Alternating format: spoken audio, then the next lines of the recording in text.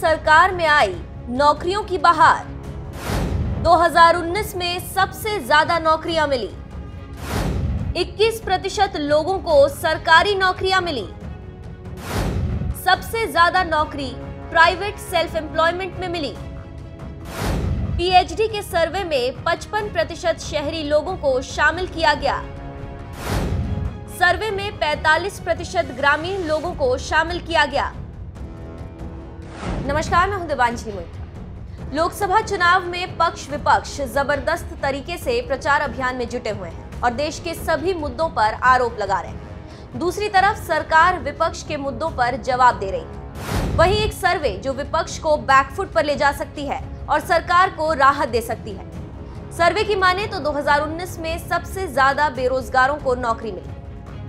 PhD chamber of commerce and industry की माने तो पिछले 5 साल में नौकरी चाहने वाले घरों में 64% के यहाँ किसी न किसी सदस्य को नौकरी मिली है।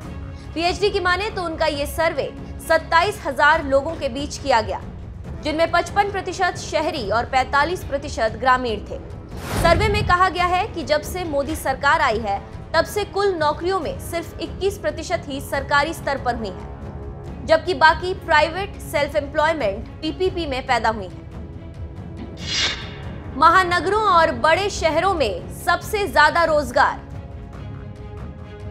गुरुवार को जारी पीएचडी की रिपोर्ट में दावा किया गया है कि 75% घरों ने बताया कि उनके यहाँ नौकरी की दरकार थी और इनमें से 64% के यहाँ किसी न किसी को 2014 से 2018 के बीच रोजगार मिला।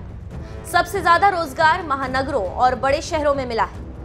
रोजगार पाने वालों में 86% की उम्र 18 से 35 साल के बीच पाई गई।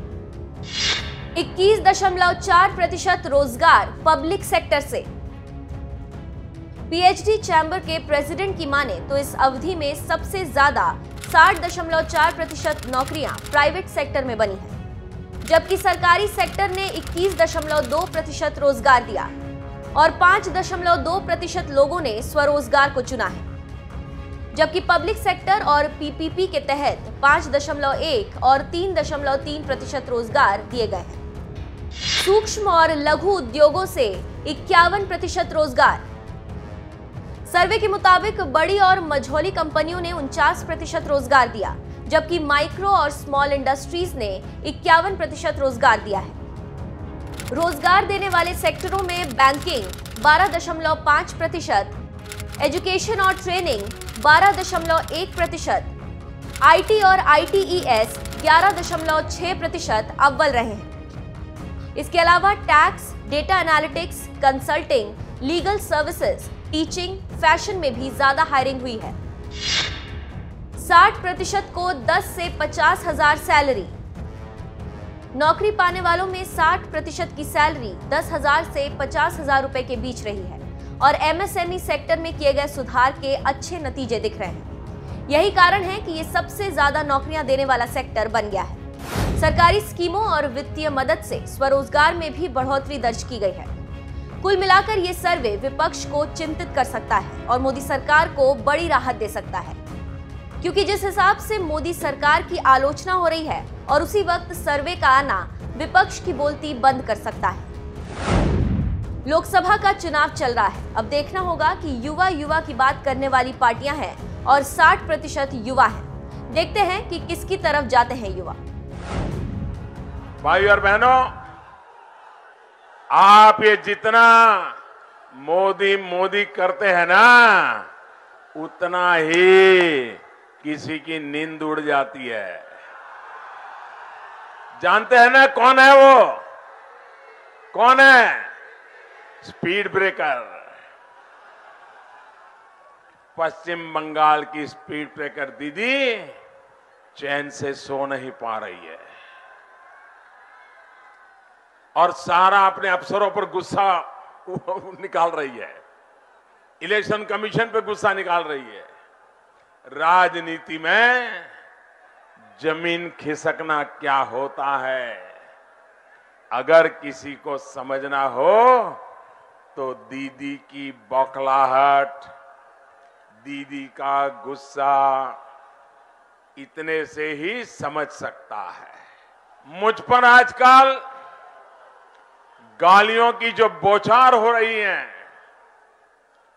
चुनाव आयोग पर, वो जिस तरह भड़क रही है, उससे भी पता चलता है कि दीदी कितनी डरी हुई है। ये सब उनके डर की निशानियां हैं। भारतीय जनता पार्टी के पक्ष में इस लहर ने दीदी को आईना दिखा दिया है। साथियों, आपका ये उत्साह दिखाता है कि पश्चिम बंगाल ने ठान लिया है कि अब दीदी के शिकंजे से खुद को आजाद करना है। और बहनों, भारत कभी आतंकवादियों के घर में घुसकर मारेगा, आतंकवादियों को घर में घुसकर मारेगा, ये भी नामुमकिन लगता था। लेकिन अब ये भी नामुमकिन को मुमकिन किसने बनाया? जी नहीं, मोदी जी ने नहीं बनाया, ये आपने बनाया है। आपके एक वोट ने बनाया है, आपके आशीर्वाद ने बनाया है। भारत की ये नई रीति और भारत की ये नई रीति, मेरे प्यारे कुछ बिहार के नौजवानों, ये आपको पसंद है? 2014 से पहले आए दिन आतंकवादी हमले होते थे। वो कहां से आते थे? कौन उनको भेजता था? ये तब की सरकार को भी पता था। लेकिन हमारे जांबाज सपूत तब की सरकार से बदला लेने के लिए बार बार कहते थे। एक के बाद हमारे जवान शहीद होते जा रहे थे, कदम उठाने के लिए मांग कर रहे थे, लेकिन सरकार के कदम फैसला लेने से पहले ही डगमगा जाते थे, कांपते थे। पाकिस्तान आए दिन धमकी देता था कि ये किया तो ऐसा कर देंगे, और दिल्ली में बैठी सरकार गीदड़ भप्पी से भी हिल जाती थी।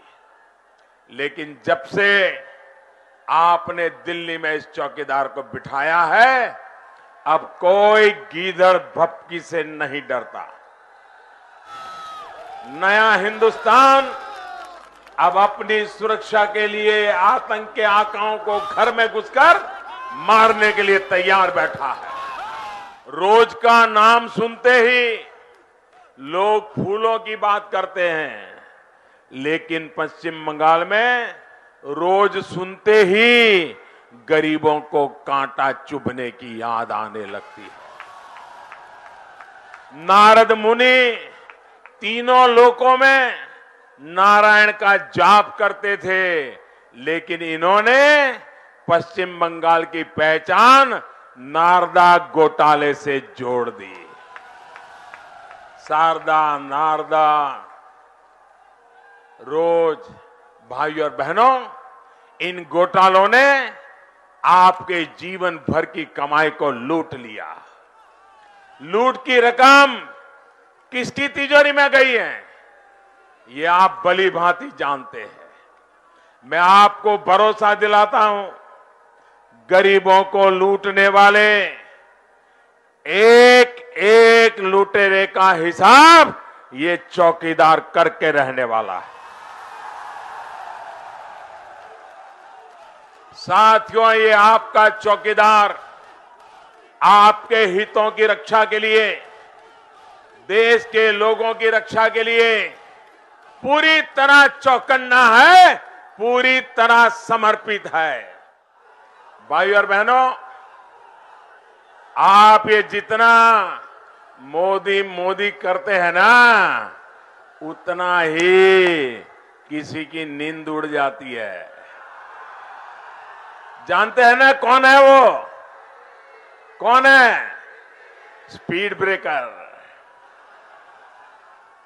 पश्चिम बंगाल की स्पीड ब्रेकर दीदी चैन से सो नहीं पा रही है और सारा अपने अफसरों पर गुस्सा निकाल रही है, इलेक्शन कमीशन पे गुस्सा निकाल रही है। राजनीति में जमीन खिसकना क्या होता है, अगर किसी को समझना हो तो दीदी की बौखलाहट, दीदी का गुस्सा, इतने से ही समझ सकता है।